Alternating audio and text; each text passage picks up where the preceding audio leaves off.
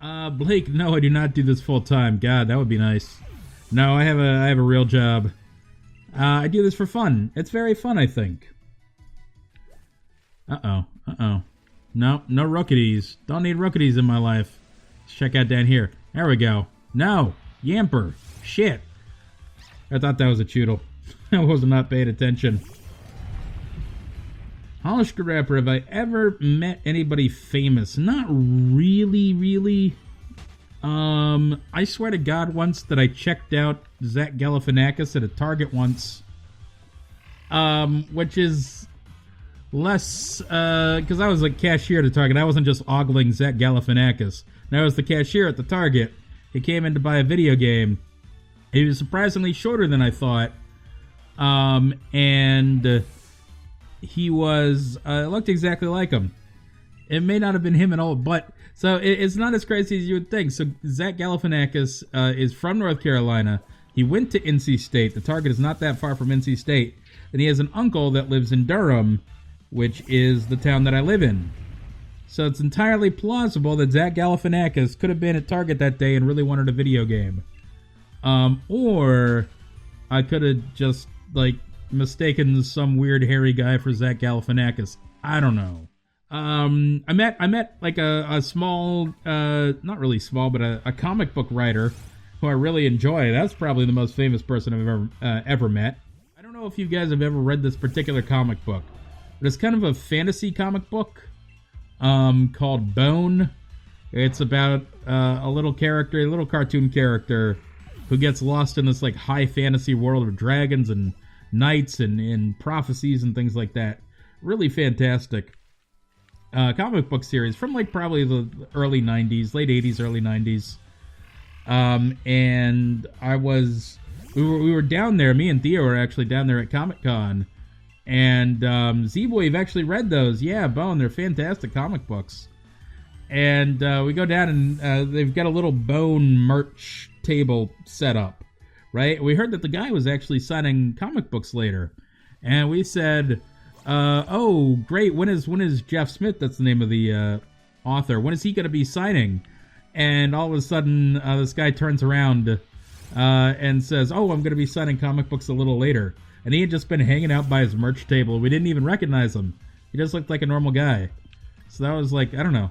That was cool to me because I really like those books, but unless you've read them and you're a fan, he would probably be like nobody to you, right? I gotta say, I'm gonna rant just a little bit here. So Twitch is a follow button, right? And you click it and it says, okay, you followed this person. Woohoo, right? But now, and I don't know if it was always here and I just like wasn't paying attention or what, but it's also got this little bell button for notifications. And I'm just like, why is the follow button and the notification button two different things? I figure if you're going to follow somebody, the reason why you're following them is so you can get notifications. Maybe I'm wrong.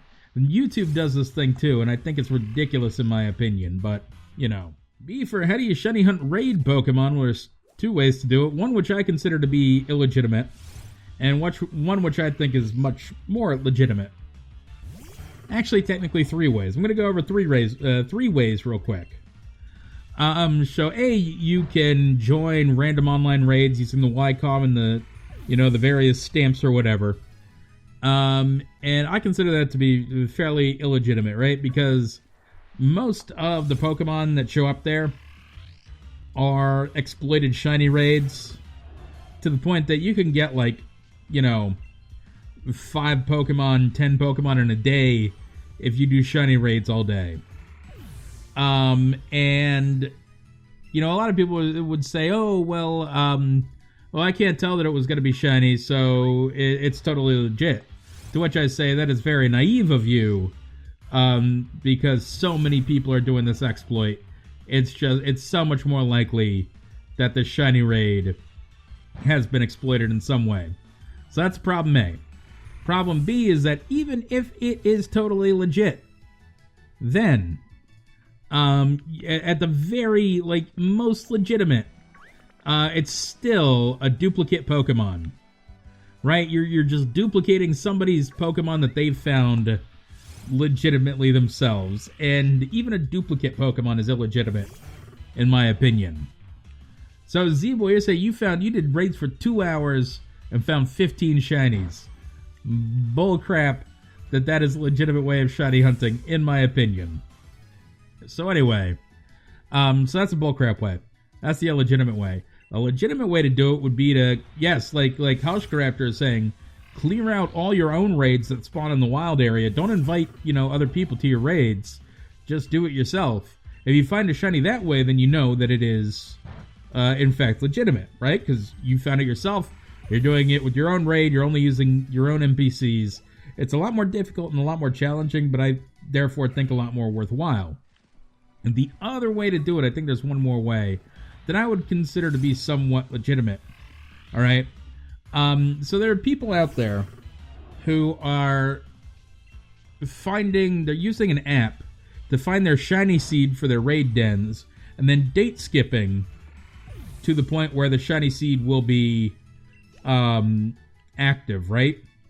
But I think if you don't know your shiny seed and you simply advance the raid one day at a time, and you happen to find a shiny that way, that's good enough too. That's kind of like soft resetting, and I would say it's a little gray area, but I'd say that's okay. But if you use the app to find it, then I'd say no, bullcrap. If you go online and it's a shiny raid, I say no, bullcrap. If you do everything yourself, I say, all right, good enough for me. That's my opinion on the matter. J-Flash, a good way if you can tell if a shiny is illegitimate and from someone else's raid is when it says you caught it in a Pokemon den. What would it say if you caught it in your own wild area? Actually, I can answer this myself. Hold up. I'm gonna go check out my legitimate Butterfree, which I definitely put somewhere. Alright, let's find this Butterfree real quick. I definitely have it somewhere. There it is. Level 70. Check summary. Yes, this is my legitimate shiny G-Max Butterfree. And it says that I found it in Bridgefield. That Butterfree isn't shiny. Shit. Hold up. How about this one? We're gonna try again. Check summary. Okay, that one's not shiny either. Hold up. We're gonna check this Butterfree. No, move. No, that's the shiny one. Check summary. So dumb. Axe's Eye. Yeah, that is where I found it, actually. That's right. So here's my legitimate shiny G-Max Butterfree that I found on my own game.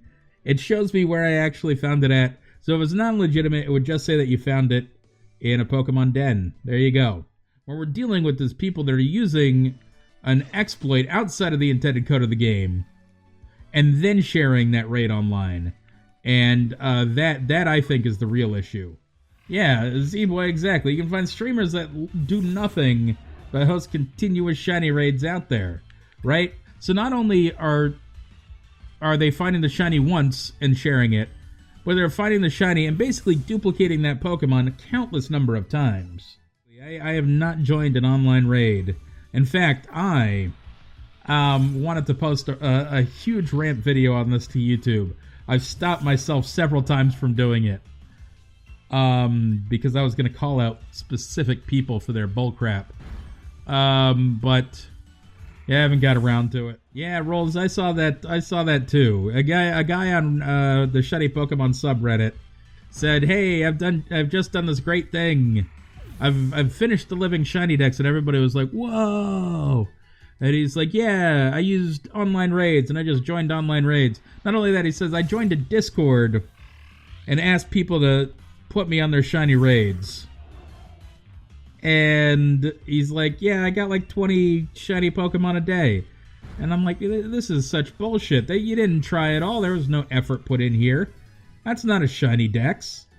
That's bullcrap. It's like going on the GTS and trading for every shiny Pokemon you see. Yeah, you could do it, but a good number of those shiny Pokemon are going to be hacked.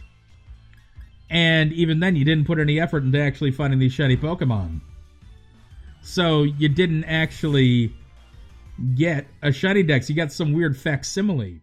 I don't know.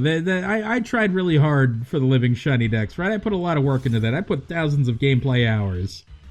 And for somebody to claim that they have made the same achievement in far less time and less effort, it irks me, that's all.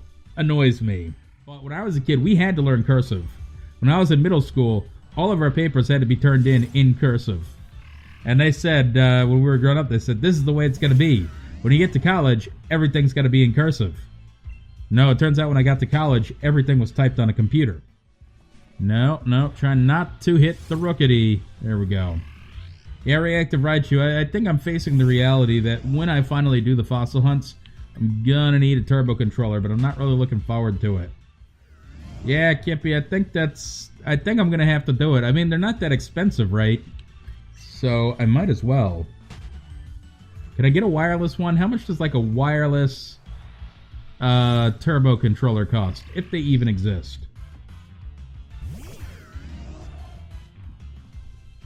Well, let's go. That's why I would get the turbo controller, because if I go to, 17,000 for a frickin' fossil, then I'm gonna want to have thumbs at the end of the day, and not like little nubs where my thumbs used to be.